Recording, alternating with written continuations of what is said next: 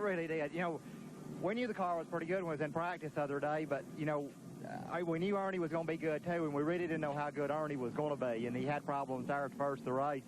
But, you know, as we went on there, I thought Nemechek was really going to come on strong there, but, you know, I kind of got away from him, and then I thought Terry was going to give me a run for my money, but, you know, then I finally got away from him a little bit.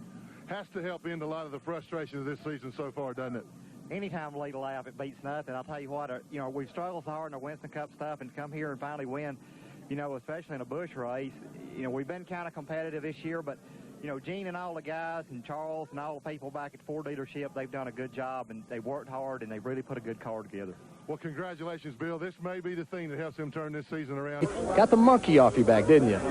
Well, I tell you, it's been around there a long time, and we just didn't know if we were going to get it off. We had and maybe Pebbles beat the monkey off our back. Tell me about how the race. How were you able to avoid all those wrecks and things out there? I tell you, the car just worked super. You know, Ernie was working good on the bottom. A lot of happened to be one of them.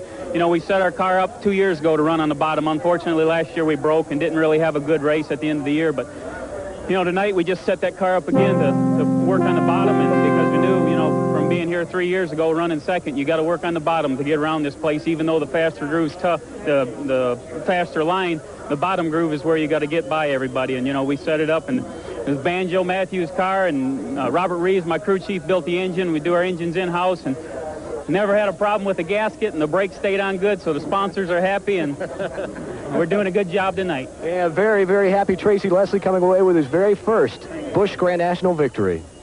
Our congratulations to Tracy and all the Detroit Gasket team. There's Ron Parker, who bought this team. This morning, and you said you knew you had the best truck here. Well, we did.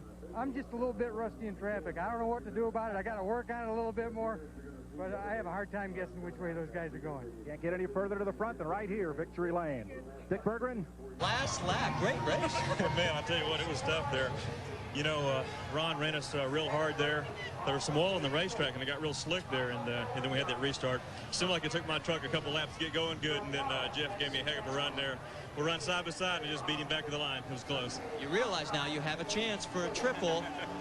Well, you know, we do, and our Busch car really handled good today. We didn't qualify as good as we'd hoped to, and you know, I'm sure our Kellogg Chevrolet will run good Saturday. And got to thank DuPont and all the sponsors here on our SuperTruck. Appreciate everything they've done for us, and I'd like to thank Rick Hendrick for letting me drive it. It's the third time out, and I thought I should have won the first one, but we finally got one. Well, he's going to go for number 2 in the Busch race tomorrow night. Terry Labonte, your winner. He's the only man who will race all 3 races this weekend. He's run